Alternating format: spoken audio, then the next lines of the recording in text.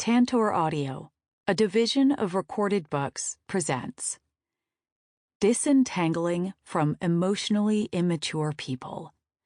Avoid emotional traps, stand up for yourself, and transform your relationships as an adult child of emotionally immature parents. By Lindsay C. Gibson, Psyd. Narrated by Rachel Perry. Publisher's Note: this audiobook contains writing prompts. Please have a journal or note-taking device available while you listen to this book. All stories in this book have permission to be used and are heavily disguised to preserve anonymity. In many cases, details have been combined to create composite accounts. Names and identifiable details have all been changed, so any resemblance to real people is purely coincidental. This work in no way should be construed as a form of psychotherapy.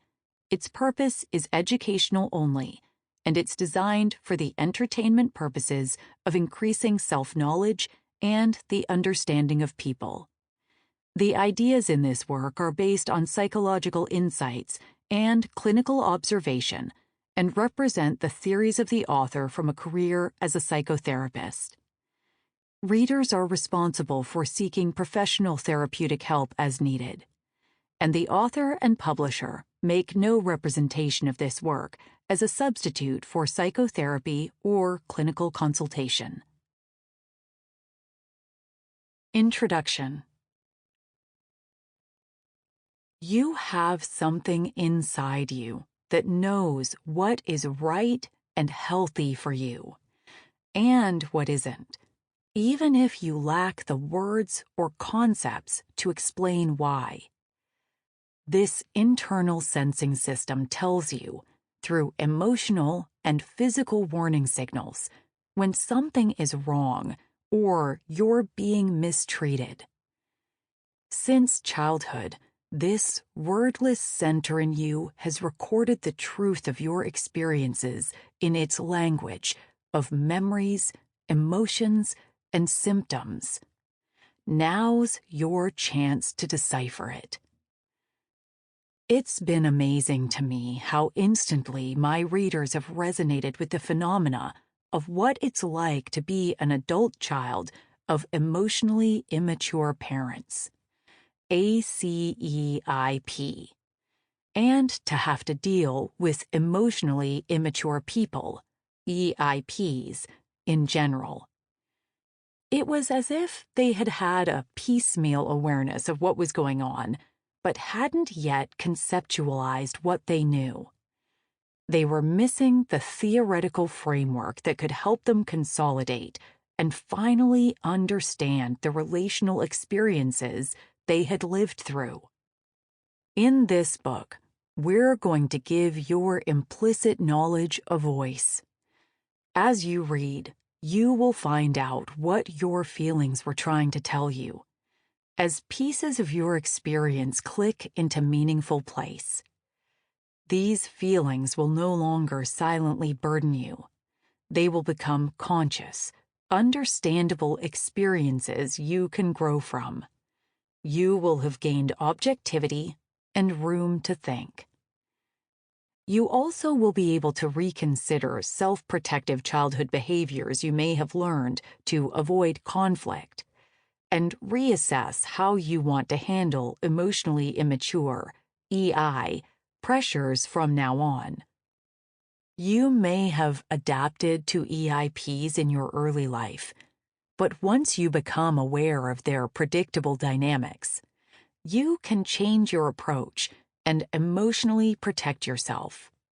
You are not duty-bound to remain entangled with them. You don't have to keep following their directions, nor do you have to feel guilty for changing course. You can decide what's best for you. This is the fourth book in a series that began with Adult Children of Emotionally Immature Parents. The structure of this book is based on the kinds of questions that repeatedly come up in my therapy and life coaching sessions with clients who are dealing with EIPs in general, and especially with entanglements with EI parents. Throughout the book, I will use EIP, EIPs for any emotionally immature person or people, and will specify references to EI parents separately. Please use this book as a kind of handbook in which you look up answers to issues that concern you the most. Feel free to jump in wherever you want.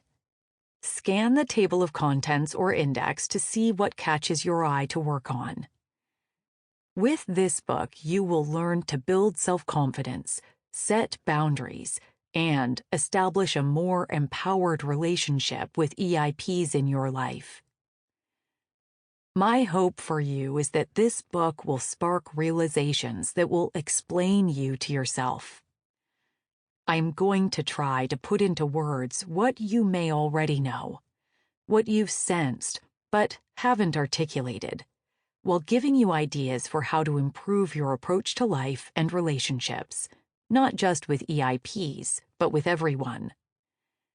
Hopefully, you will gain transformative self-knowledge and insight, which are essential catalysts for positive change. Our goal together is to help you disentangle yourself from other people's unfair expectations and emotional traps. Our work will support your individual identity and reconnect you with that lively, interesting self of yours. Along the way, I'll contrast emotional immaturity with emotional maturity, so you'll see what each is like. When I mention emotional maturity, keep in mind that a person can have more or less of it. That's why I refer to people as being adequately or sufficiently emotionally mature. Maturity is not an endpoint achievement, but a work in progress, a lifelong creation. This book is divided into 5 parts. In parts 1 and 2, you'll learn about emotional immaturity and maturity, what motivates EIPs, and how EIPs impact your life. Part 3 will show you the importance of stepping back to reposition your relationships with EIPs, and to reevaluate how much energy you want to give them. In Part 4, you will learn how to change those self-defeating beliefs you internalized from people who told you what to do and how to be. Finally, in Part 5, we'll explore solutions to the thorniest dilemmas that come up both internally and in your relationships with EIPs. In addition to strategies for dealing with EIPs and their impact on your life, you'll find reflection and discovery sections in each chapter. These contemplative exercises will move you deeper into self-discovery and help you become more self-confident, self-attuned, and clear about your goals as you chart a new course in life. Each chapter ends with a helpful tip, a little reminder to nudge you in the right direction. As mentioned in the publishing credits, this book is not psychotherapy and is surely not a substitute for therapy. Please monitor your reactions to what you're reading so that you can avoid feeling overwhelmed or triggered. Be sure to seek therapy and support as needed. The optimal use of this book would be for you and your therapist to use it as a supplement to your therapy. If you so choose, EIPs can be a part of your life, but they shouldn't be the main focus of your life. They may insist on being center stage. Their immaturity demands it, but you don't have to agree to be their willing audience. EIPs can set you on a life course of attending to other people's demands at the cost of your emotional health. You can decide any time that this pattern is not for you and change direction instead. Contrary to their objections, being true to yourself is not the same thing as being unfair to them. Whether you identify as an ACEIP yourself or are a therapist interested in helping ACEIPs, or both. You can use this book to understand what ACEIPs go through and how it shapes their responses to life. You will learn both practical tips and deeper strategies that will help support your or your client's emotional needs and personal individuation. I hope you come away from this book with a deeper appreciation of your emotional gifts and sacred individuality, while seeing your strengths with new accuracy. I hope you realize that it's not just your basic needs that are important, but your preferences as well. Your preferences form the basis of your unique individuality and deserve your respect and protection. Instead of devoting your energies to pleasing and placating EIPs, you can change course to be more in alignment with who you are. Are you ready for your course correction? I'm ready to bring you all I know. Part 1. Why EIPs are the way they are. 1. How would I know if someone was emotionally immature? Hallmark traits of emotional immaturity. Emotional immaturity encompasses a wide range of personality styles. People can be very different, yet still show the traits of emotional immaturity. This syndrome is not a type of mental illness, and ordinary, normal people may show its signs. People with psychiatric diagnoses often have underlying immaturity, but not all EIPs qualify for a psychiatric diagnosis. A person's EI traits become especially noticeable when stress increases or relationships become more intimate. Emotional immaturity is easier to recognize if you focus on the basics. See Appendix A for a summary of EI features. Although emotional immaturity exists on a continuum of severity, the following 5 characteristics are foundational in all EIPs, independent of their personality type or level of functioning. Egocentrism is the basis of the EIP's orientation toward life. Like young children, they primarily view the world through their own self-preoccupations and swiftly entangle you in their expectations. With such a self-centered approach, EIPs have limited empathy for others. They don't put themselves in other people's shoes, nor imagine their inner experience. While they may be intelligent and socially skilled, they don't feel for other people so much as sense advantage and opposition. This is why an EIP can be an admired or powerful figure in society, yet still have trouble relating to other people in an adequately mature way. Although EIPs may be plenty smart, they avoid self-reflection. Self-justifying and often self-righteous, they rarely question themselves.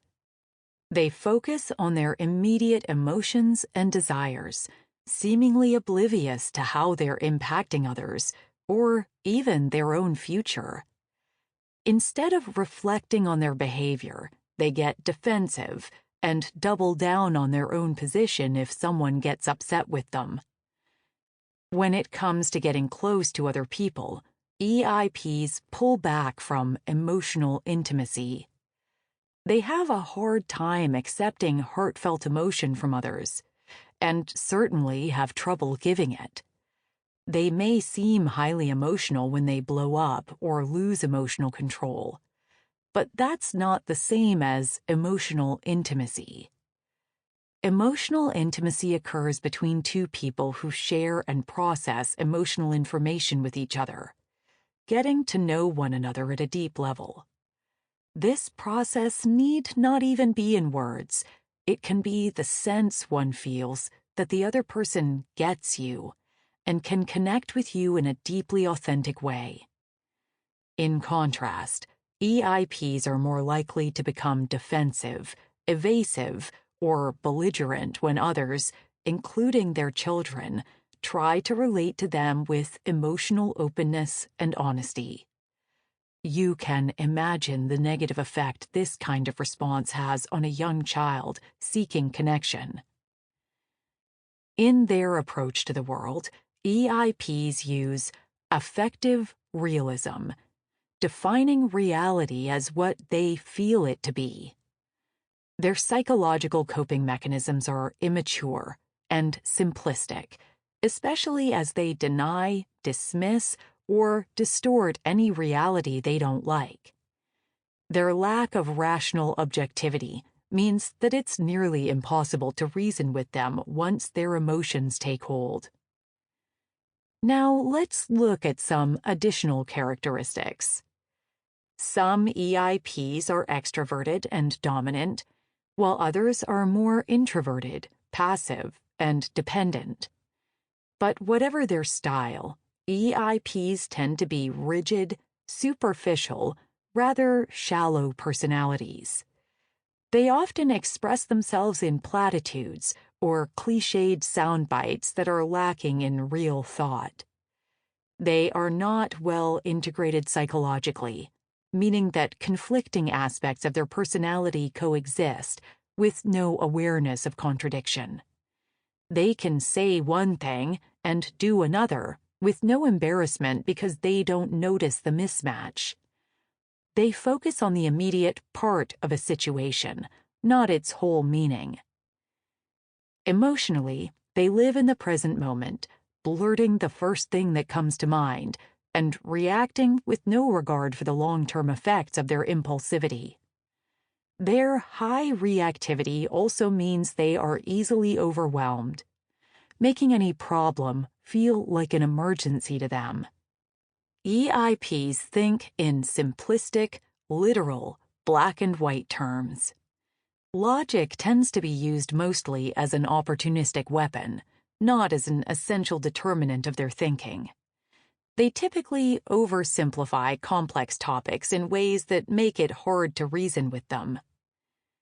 Actively dominant EIPs overrun other people's ideas and boundaries. Many are very status and role conscious, expecting others to keep to their assigned roles. Even a more passive and acquiescent EIP won't show much empathy or interest in your life. Your subjective experience just doesn't register with them. They expect you to mirror their moods. If they're happy or upset, you should be too. EIPs jump to conclusions and easily take offense, making it extremely hard, if not impossible, to talk out problems and disagreements.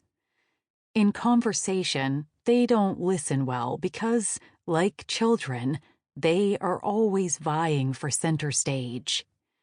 When communicating, they are set on broadcast rather than receive. They have little curiosity for your viewpoint and feel affronted and unloved if you don't do what they want. More dominant EIPs have low stress tolerance, tend to be impatient, and pressure others to give them what they want. They expect their relationships to revolve around their reactive emotions, and they relate primarily through pronouncements, controls, and demands.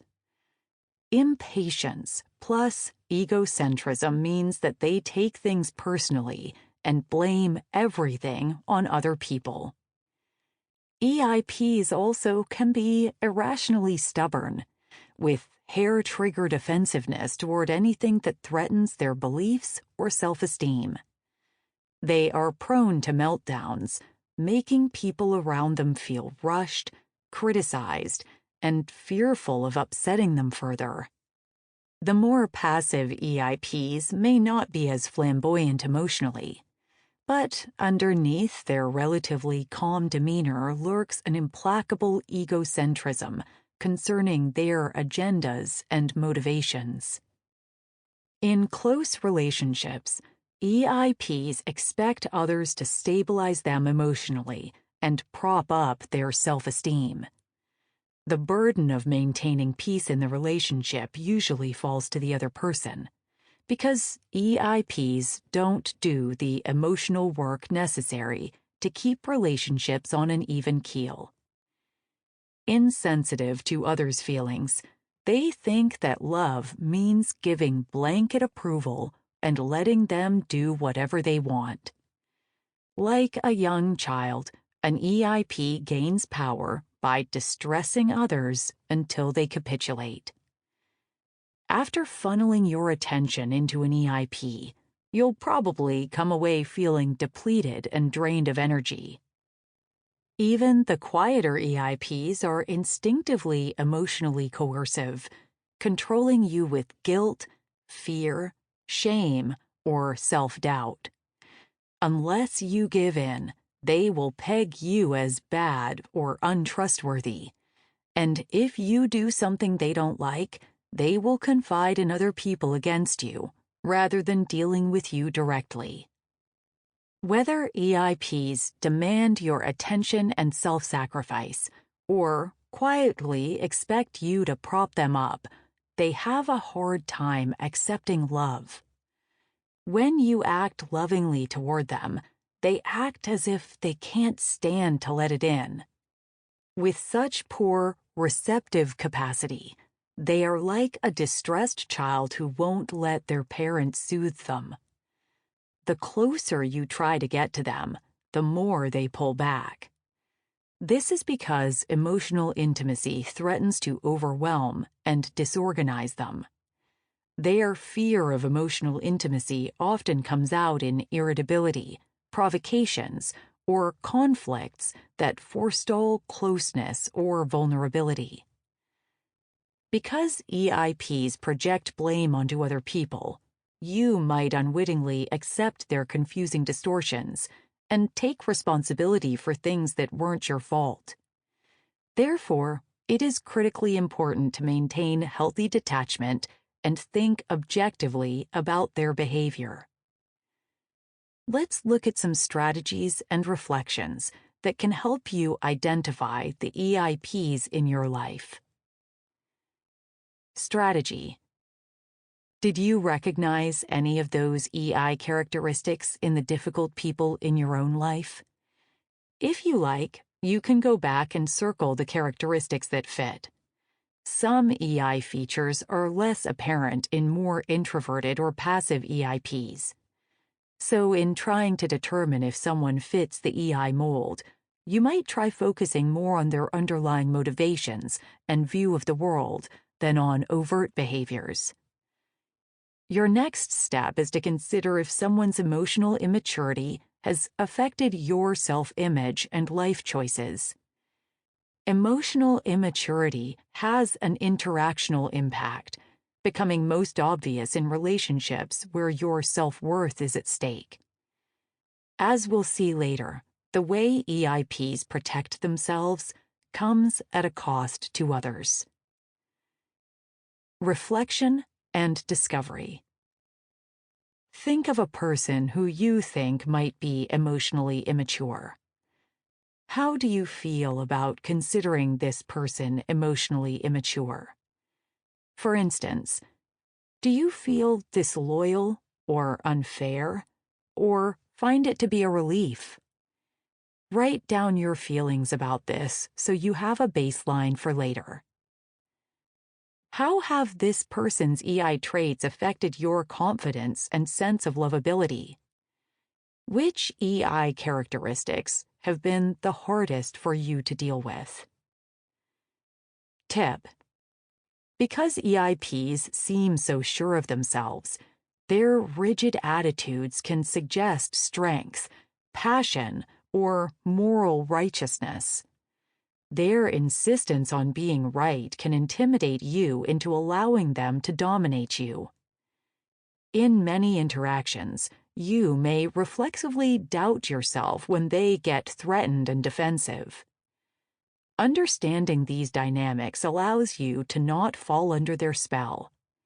Your knowledge of them is your power. Awareness of emotional immaturity keeps you informed and self-possessed when you have to deal with any difficult person who tries to take you over. 2. How can my grown-up parents be immature? Understanding emotional immaturity. Tanya had a hard time thinking of her parents as emotionally immature. When I gently suggested it, she looked like she thought a lightning bolt might cleave my office at any moment. She stared at me in disbelief. How could they be immature? They ran their own business. They sent us all to college. I know they love me, and they took good care of us when we were sick. They are the most moral people I know. I brought up emotional immaturity only when I could see that Tanya wasn't going to find answers to the problems she was seeing me for, without considering this alternate understanding of her parents. Tanya was dubious, but she warily followed my reasoning on why I thought her parents seemed emotionally immature.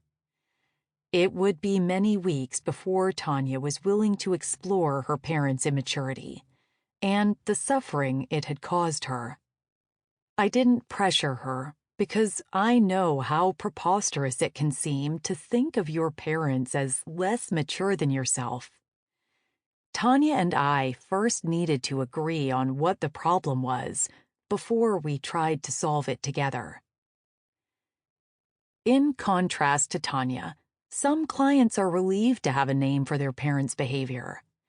Everyone's different. But if parental immaturity is part of the picture for someone, I believe it has to be addressed. Emotionally immature parents sounds like a contradiction in terms, doesn't it? How could the gods of your early childhood not be mature? They were everything you knew about grown-ups. You were sheltered by them in a world entirely of their making. You modeled yourself after them, right down to your facial expressions and physical movements. For a long time, you thought they knew everything and held the sole right to judge your life. They punished you when you erred. They smiled on you when you were good. Their living example was your template for what to expect from life. You knew they loved you because they took care of you. You had no way of knowing that love is more than being cared for physically. What makes coming to terms with parental immaturity confusing is that emotional immaturity can coexist with other adult capabilities. Despite developmental inadequacies in some areas, other areas of an EI parent's functioning, intellectual, social, occupational, can develop well. For instance, an EI parent might be an intellectual college professor or research scientist. They might be a highly successful business person. Or the EI parent could be socially adept, well-respected, and popular in their social circles. But just because parents have grown up doesn't mean that they've matured. It's perfectly possible for you to be more emotionally mature than your parents. EI parents can be highly responsible and self-sacrificing when it comes to putting bread on the table and to minding children's physical needs. Additionally, EI parents can be embedded in communities of like-minded people who support their values and behaviors. Their maturity would never be questioned because they fit in with the larger group's values and are appreciated by their peers and neighbors. This was the case with Tanya's parents, who were admired in their community, appeared to put family first, and gave time and money to their church. But Sample complete. Ready to continue?